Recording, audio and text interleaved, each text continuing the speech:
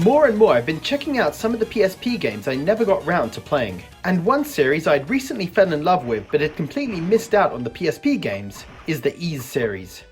Ys 8 is one of my favourite games on the Vita, and Ys Origin is just superb.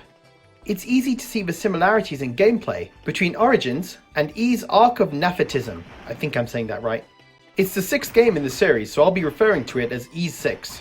They're both action RPGs, and controls wise, if you played Origins, you'll be able to pick up Ys 6 without any trouble. And this is one of the game's strengths, that it plays so well. I've really enjoyed the action RPG mechanics, just as I did with Origins.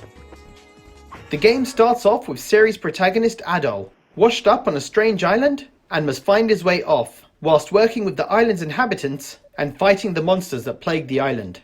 He discovers that not all is as it seems with the island, and there are evil forces lurking in the shadows that must be defeated. The story is solid, with lots of mysteries and plot threads to keep you interested in what's going on.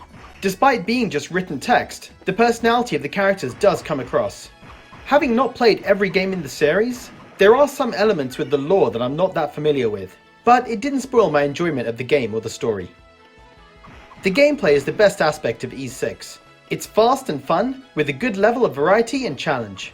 You've got the usual attack, jump and special attack, but you need to change the tactics used for different monsters, which keeps things interesting. Some monsters you can just swing your sword around and kill them, but others may need different attacks in order to defeat them. I would often die the first time entering a new area, until I figured out a monster's attack pattern and their weakness. As you level up your swords, you unlock new attacks. It's not a revolutionary battle system, but it works well and the variety of monsters poses a decent challenge. The boss battles were also a good level of difficulty, and I enjoyed most of them, but I did find that I needed to do quite a lot of grinding in order to make them manageable. You need to grind for experience to level up, for gold to buy new equipment, and grinding for blue crystals to level up your swords. Fortunately, there are some areas where just fighting the local monsters can net a decent amount of gold, experience and crystals in one go. Spending an extra 30 minutes grinding made a huge difference when entering a new dungeon, especially since the enemies ramp up in terms of strength and hit points. There's quite a lot of backtracking in the game.